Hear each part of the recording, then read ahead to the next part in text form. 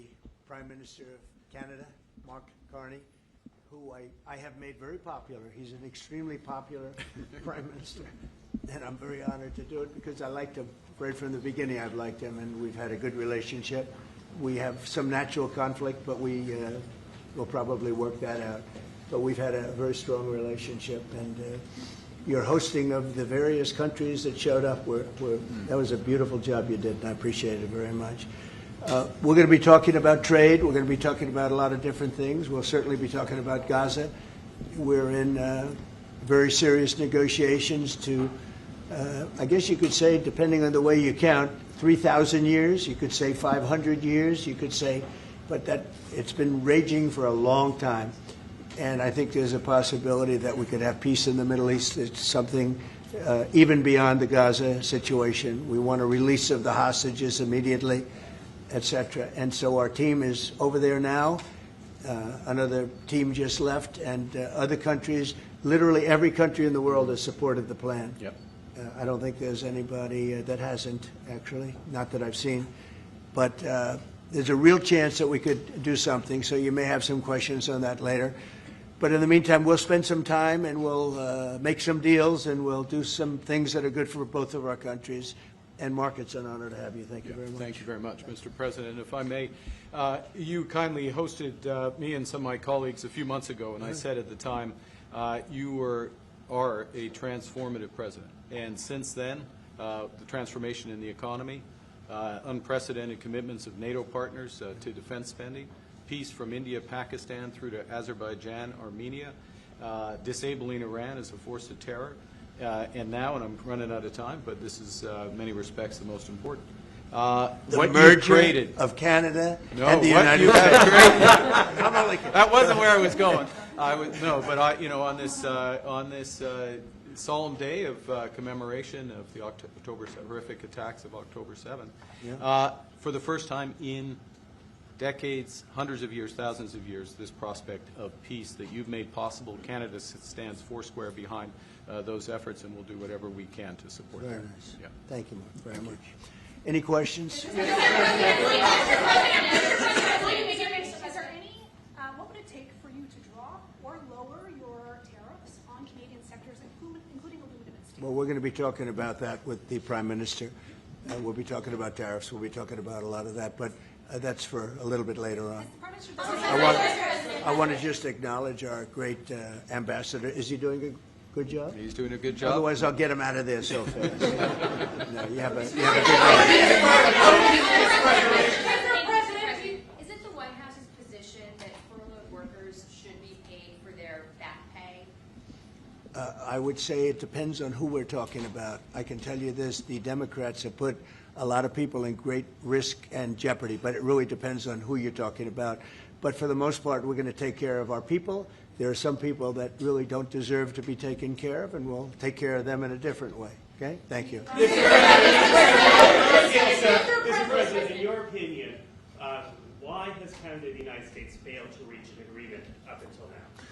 Well, it's a complicated agreement, more complicated maybe than any other agreement we have on trade, because, we have natural conflict. We also have mutual love. We have great love for each other. I love this. I love Canada and the people of Canada, and Mark feels the same way about here. The problem we have is that they want a car company and I want a car company, meaning the U.S. wants a car company, and they want steel and we want steel. And, so in other countries, they're very far away, and there's no problem. You can compete and you can do. We don't like to compete because we sort of hurt each other when we compete. And so we have a natural conflict. It's a natural business conflict. Nothing wrong with it. And I think we've come a long way over the last few months, actually, in terms of that relationship. So when it comes to trade, the United States was always giving everything.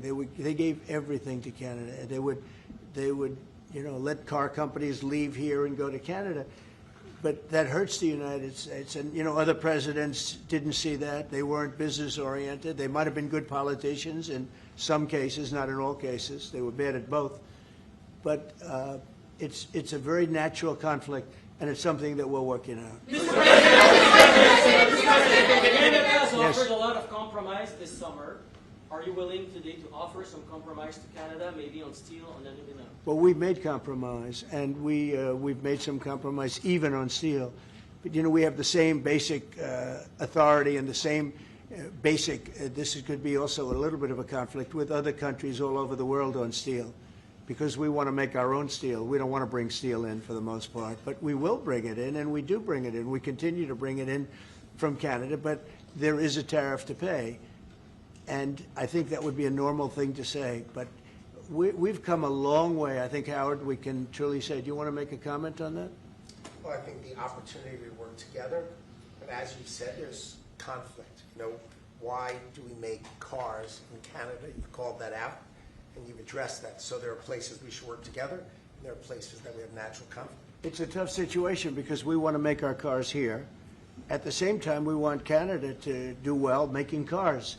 So we're working on formulas, and I think we'll get there. Canadians are refusing to go to the U.S. The numbers are down like 23% in the first 7 months of the year. What do you say to Canadians that don't want to go to the U.S. now because of your 51st state talk, because of the trade war, the tariffs? Yeah. And Well, the fear I of understand also it. Look, I being understand exported? that, and Americans don't want to buy cars that are made in Canada. You know, I mean, we have the same conflict. So there isn't. It's something that will get worked out. There's still great love between the two countries, but you know, American people want product here. They want to make it here. Detroit was emptied out and moved to Canada, moved to Mexico, moved to other places, not just Canada, and now they're all moving back. You know, they're moving back. We have right now. I was just telling Mark, we have 17 trillion, but it's really much higher. That was as of a couple of months ago. Yeah. We have over $17 trillion being invested now in the United States. As an example, Biden, he was the worst president we've ever had, but they had less than $1 trillion in 4 years. We have more than 17 trillion in 8 months. 8 months. And I think that number is going to be $21, $22 trillion. There's never been anything like that in the history of the world for any country, not even close. You know, if you did 1 trillion in a year, that's pretty good. We're going to do over 20. And it's coming in with AI. It's coming in with auto plants. You know, we're building auto plants, a lot of auto plants in the U.S. It's coming in for a lot of reasons. It's coming in because of the fact, I think the November 5th election was a big factor, and I think the tariffs are a big factor. And again, we want Canada to do great. But, you know, there's a point at which we also want the same business. We're competing for the same business. That's the problem. That's why I keep mentioning one way to solve that problem is a very easy way. But we're competing for the same business. He wants to make cars, we want to make cars, and we're in competition. And the advantage we have is we have this massive market. So it's it's quite an advantage. Mr.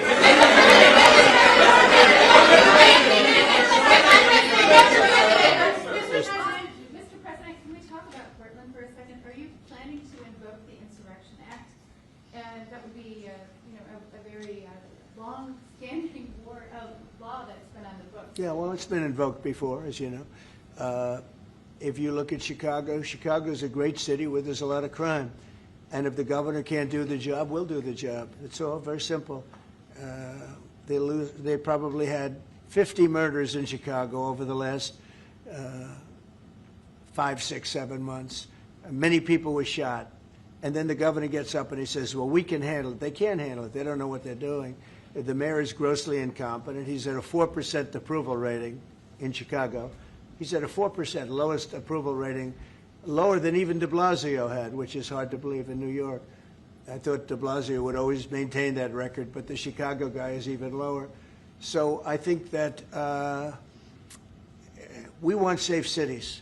If you look at D.C., you would right now, Mark, you could go out, take your family out to dinner, you could walk right down the middle of the street. There is no crime in D.C. When I got here, this place was a raging hellhole where people would come from Canada, people would come from other places and end up getting shot. Nobody's being shot. The National Guard's been unbelievable. I mean, they are strong, tough guys. You know, we won something at the Supreme Court, which is a big deal, merit. everything now in this country is merit-based. I didn't think I'd ever see it again. And we have our soldiers are merit-based too, and they're central casting. And they walk through that town, and I'll tell you what, this place is safe. It's beautiful. Now we're in Memphis, and the same thing's happening. You're getting the reports. The bad guys are saying, we don't want anything to do with this. And we're removing many people. In D.C., we took out 1,700 career criminals and sent them back to the countries from which they came, mostly led out by Biden and his people that had an open border policy. And, you know, Canada, you suffered because of that, too, because they'd come here and they'd go into Canada also. So we're like a buffer for that in terms of Canada suffered greatly by Biden and the open border, the policy of open border, totally unchecked, totally unvetted. And these people were, you know, if you got 5%, 2%, now you were getting a lot of bad people. And we now have a closed border. Yep. You've done well. Yep. We have a closed border, and it's a really closed border. In fact, for 4 months, I don't even know if this is possible, but the figures were released. 0 people were able to come into the United States from the southern border. 0. And as you know, we've taken a very hard stand on drugs. This is also benefiting you. A lot of we call them the water drugs, the drugs that come in through water. They're not coming. There are no boats anymore.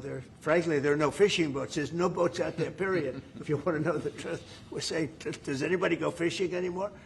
The fact is we knocked out, probably saved at least 100,000 lives, American lives, Canadian lives, by taking out all those boats coming in. So it's, and now they don't come in that way anymore. Now they'll come in other ways, and we're not going to allow that either. So we've done a great job on that. But on crime, Chicago's a great city, but you can't be a great city if you have murders and if you have a lot of problems, and they do. And they have an incompetent policy, just like they had open border policy, anybody could come in. They came in from prisons, they came in from mental institutions, drug dealers, they came in from all over the place, and we don't have that anymore. This country is becoming we're a very strong country. Look, financially speaking, I would say that because of the tariffs, because of the election, because of the policy, because of the great big beautiful deal, it's what I added the word great because it really is. It's the biggest bill ever passed in the history of our country. We don't need another bill. It's the biggest tax cuts, I mean, when you think no tax on tips, no tax on Social Security, no tax on overtime for the people. But far beyond that, what it does is incentivizes auto plants and AI and all of the things that nobody's ever passed a bill like it. We don't need another bill. We don't need any more bills. I said, let's get it all at once. I was greatly helped by our Speaker, Mike Johnson, and by the Senate. I'll tell you what, John Thune's been, both of those guys have been incredible. And we got a bill passed that I said, let's see if we can get it all done. Because these Democrats are like insurrectionists, okay? They're so bad for our country. Their policy is so bad for our country. I said, let's see if we can get it all done and everybody said it's not doable. Because it's the biggest bill ever passed in the history of our country. And we got it all done. We don't need anything else. We got everything we want. And now, because of that, that's a big reason why the companies are coming in. You know, 1 year depreciation, 1 year write-off, 1 year expensing. Nobody's ever seen anything like it. So they're coming in from all over the world. But to have a great country, you can't have crime. And we don't have crime, but we have cities where there's tremendous crime. And Chicago's one of them. And if the governor can't straighten it out, we'll straighten it out. Thank you. A question for the president. Mr. Prime Minister, I'd like to know how come the UK and the European Union have succeeded to sign deals and bring the tariffs down, and Canada still hasn't been able to do the same? Yeah, because they're not located right next to each other. It makes it, in many cases, it's much better and easier. But yeah, and if I may, let's be clear about the relationship as it stands right now. We are the second largest trading partner of the United States. We do a lot of trade going across the border where we're cooperating, first thing. Secondly, we are the largest foreign investor in the United States. $500 billion in the last 5 years alone, probably $8 trillion in the next 5 years if we get the agreement that we expect to get. Thirdly, there are areas, as the President just said, where conflict, maybe not so much conflict, we compete.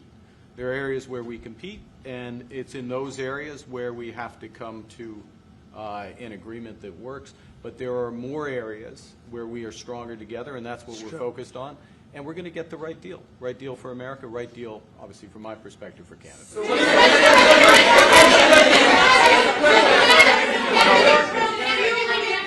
Including one thing that, wait a minute, easy, wait. So one thing what we are working very closely is the Golden Dome. That's the protective mechanism, and you see how that works. It's unbelievable.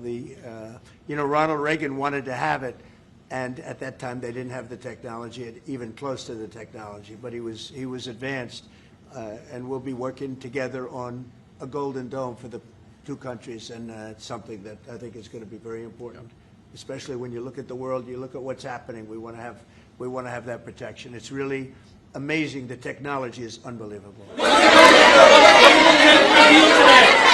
President, why do you say some federal workers should not get their back pay? Why do you say some? Well, you're going to have to figure that out, okay? Ask the Democrats that question. Go ahead. Mr. President, just to follow up there, I mean, the law says that when the government is reopened, that workers will receive their back pay. So are you going to define the law there, or what do you? I follow the law, and what the law says is correct, and I follow the law. Mr.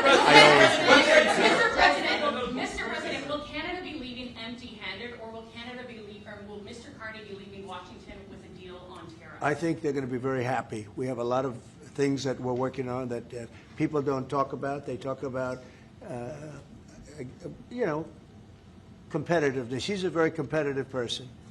And they talk about things that we don't necessarily agree on. But I think they're going to walk away very happy. I think so. Mr.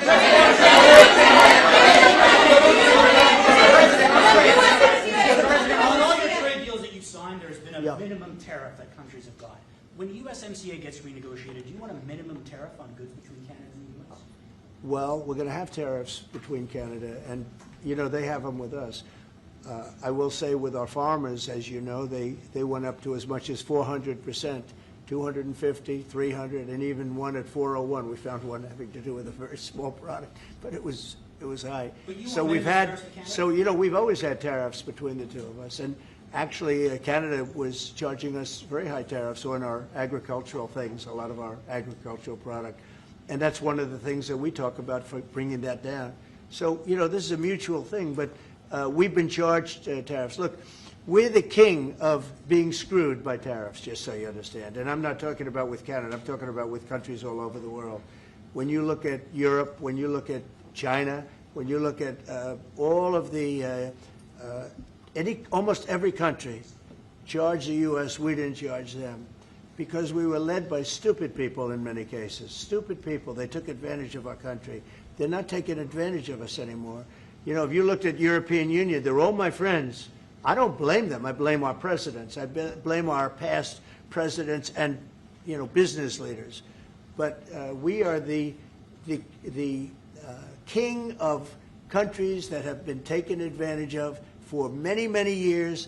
We've been paying trillions and trillions of dollars and receiving nothing at all. As an example, prior to the deal with Europe, where they pay a lot of money, but they're happy and I'm happy. The deal was good. It's a fair deal, but it wasn't fair. You couldn't put a car into Europe. You couldn't sell your agriculture into Europe. You couldn't do anything. And now we have it so that it's open. We charge them tariffs. We didn't charge them tariffs a car. They charge us tremendous. I said to Angela Merkel once, I said, how many cars have gone to Germany from the United States? And she said, well, I don't believe any. And I said, you're right. You're right. Well, that doesn't happen anymore. And they're paying a fair amount. It's just a fair amount. It's not, I could ask for much more. It's a fair amount. But the United States now is using the same thing that they've used on us. And I just can't believe it's taken presidents so long to do this. And again, we're going to treat people fairly. We're going to especially treat Canada fairly. But I can't believe it's taken so long where we get charged and don't charge them.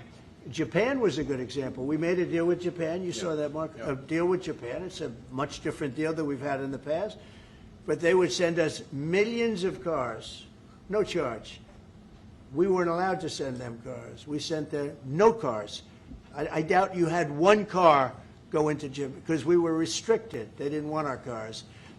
Same thing with Europe, same thing with other places. So now all we do now is fairness. But fairness leads us to the most successful country there's ever been. You know, we have some advantages over other countries, and we do have a great market.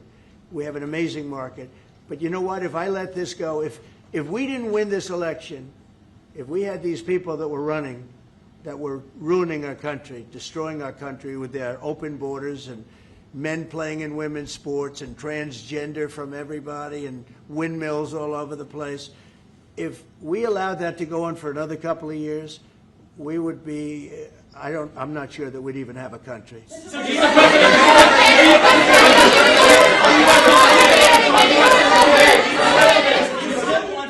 Yeah, Brian. And by the way, I'm not sure we would have even had a country. And now we have the most successful country in the world. Brian? Yes, sir. What is your message to Democrats ahead of a next vote to open up the government? The American people are saying, open the damn government. What's your message to them right now? Well, they're the ones that started it. They're the ones that have it. And it's almost like a kamikaze attack by them. You want to know the truth? This is like a kamikaze attack.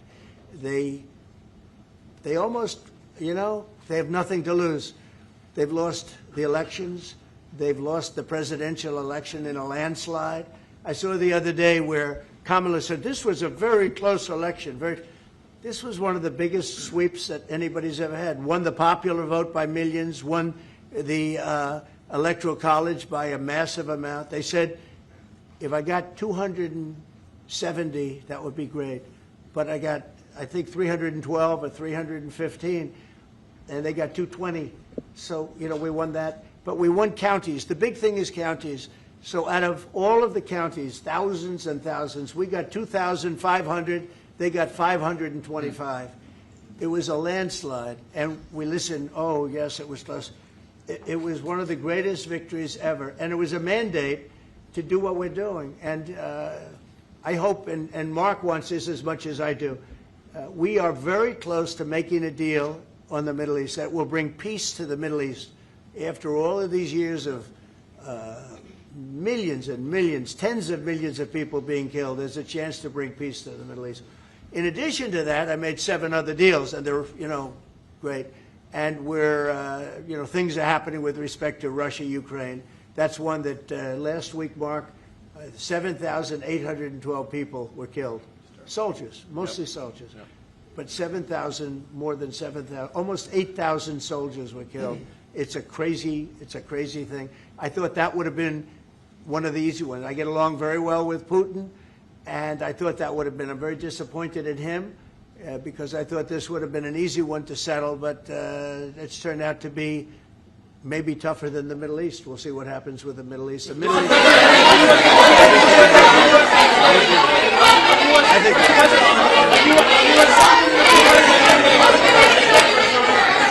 Go ahead. Behind, yes. Is the fentanyl crisis over with Canada, with the Canadian border? Is what? The fentanyl crisis. No, it's not over. It's never. I think it's never going to be over, frankly. But they've done. Canada's worked hard, and they've done a much better job than in the past. We have very few people coming in through our southern border too. We've worked with Canada and we've worked with Mexico, so we've made it a lot better. Look, 80 is too much. 80 is too much. Well, wait. On fentanyl, any amount is too much. So we've gotten it down. It's down substantially. It's less than 1%, but it's still too much. It's too much at home in Canada. A lot of people. Yeah, we got to stamp it out. On USMCA, are the two of you both committed to seeing it through in the renegotiation of that deal that you made? Well, we can renegotiate it, and that would be good, or we could just do different deals. We're allowed to do different deals if we want. We might make deals that are better for the individual countries. I don't care. I want to make whatever the best deal is for this country, and also very much with Canada in mind. Yeah,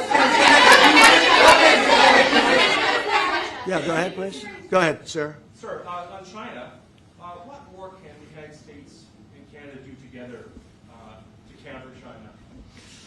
Well, you have to be able to compete. They're a great competitor, and Mark and I both know that, and you have to be able to compete. We have big advantages over China for lots of different reasons, and I think we're doing very well with China. I get along very well with President Xi. I'm going to be meeting him in a few weeks, as you know. I'll be meeting him in South Korea. But we've had a very good relationship for a long time. But you have to be able to compete. To do well with China, if you can't compete, you're not going to do well with China. And Canada is very competitive. I can tell you that. Canada is a very competitive country. And I think Canada's done very well over the years with China. Yeah, we have. But we'll do better together on that. Mr. President, on Golden Dome, the Middle East, what guarantees are you giving your Arab partners that Israel will not resume its offensive after the hostages are released? Well, the primary guarantee is once this deal happens, if it does happen, look, they're in negotiations right now, we are going to do everything possible. We have a lot of power, and we're going to do everything possible to make sure everybody adheres to the deal. Okay? Are you concerned about the delays at airports, and how do you see the shutdown? Oh, sure. I mean, they're all Democrat delays. There are delays at the airport. That's standard. And again, this is something that every day we put forth a bill. It's just a continuation. It's a very simple thing to sign and very simple to do. And I really think that these are people that I think they have nothing to lose. They have a party that's out of control. They have no leader. Nobody knows who the leader is. I look at people with very low IQs like Crockett, this woman Crockett. I never met her, but she's a low IQ individual. I look at AOC talking about how if they want to negotiate, they can come to my office. She's not in that position to do that. And who the hell is she to say that? And then I watch Nancy Pelosi not knowing what to do. I watch their leadership. Look, Schumer is petrified of primary because he's not going to win probably against anybody in a primary. You know, Schumer did the right thing, but he handled it badly. Originally, a year ago, he did probably the right thing, but he handled it badly. I think Schumer's incapable of making a deal. They are a mess. They're a party that has no leadership. They have, and they have no policy. You know, I think we have great leadership, but we also have great policy. We have strong borders. We have no men and women's sports. I mean, basic things. We're not going to take your child away and change the sex of your child. We're not going to do things like that. What they're doing to the country is so incredible. And they got away with it with all their woke crap, and now it's stopped. And we have a country that's based on common sense and strength and intelligence. I mean, we have the United States of America, and I say it all the time. Other leaders have told me this. Mark hasn't yet, but I think he would. A year ago, we were a dead country, and now we are the hottest country anywhere in the world. Maybe Canada. I'll give Canada, but because I do like Canada. But you know, we're the hottest country in the world right now. There's never been a country that has the kind of money coming into it. There's never been anything like this. There's never been a country that if you take $1 trillion, that would be unbelievable. We're going to have over $20 trillion invested in this country. There's never been anything like what you're seeing, and it's based on good policy and common sense and leadership. Yeah. Mr.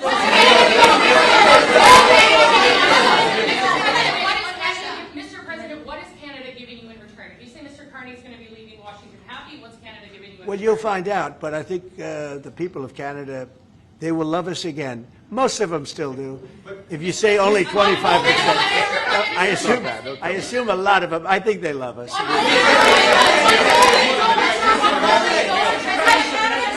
And you know what? I'm not the biggest hockey fan, but I like it a lot. And I watched some of the greatest hockey games I've ever. How good were those games, right? Yeah, very good. We're coming down for the World Series, Mr. President. Oh, good. Canadians. By the way, your team is looking pretty good.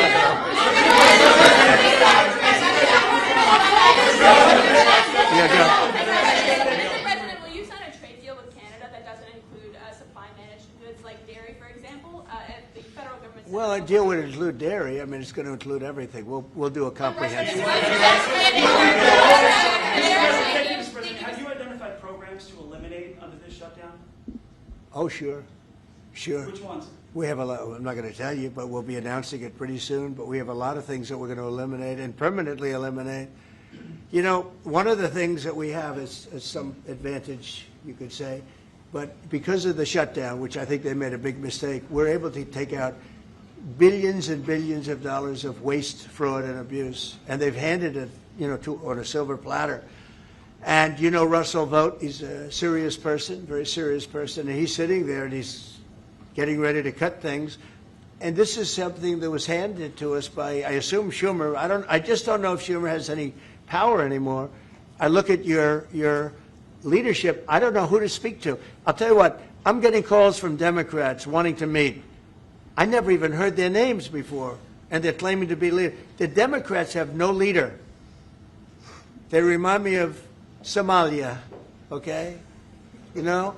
And I met the president of Somalia. I told him about the problem he's got.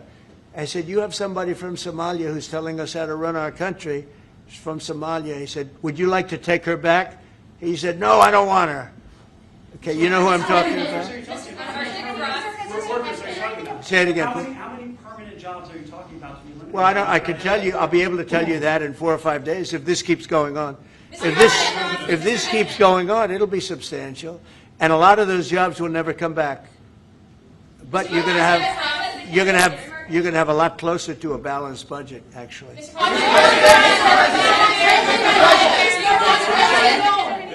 anything the Prime Minister has done that's making it more difficult to reach a deal? Say it? Is there anything the Prime Minister has done that's making it more difficult or easier to reach a deal? No, I think he's a great Prime Minister. I mean, he could represent me anytime. I will tell you, I'm not saying that because he's here. No, he is a very strong, very good leader. He's a nice man, but he can be nasty. He can be very nasty, maybe as nasty as anybody. How? I think Canada, let me put it this way, I can tell you this because I deal with lots of leaders all over the world. He is a world-class leader. He's a man that knows what he wants. And I'm not surprised to see that he won the election and won it substantially, and I would think he's more popular now. He's a good man. He does a great job, and he's a tough negotiator. So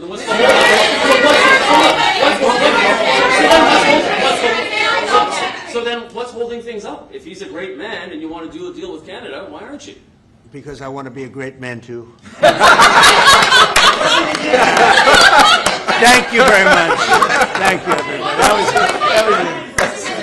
That could have been good. I think you got that one. That could have been good. Thank you very much. Thank you.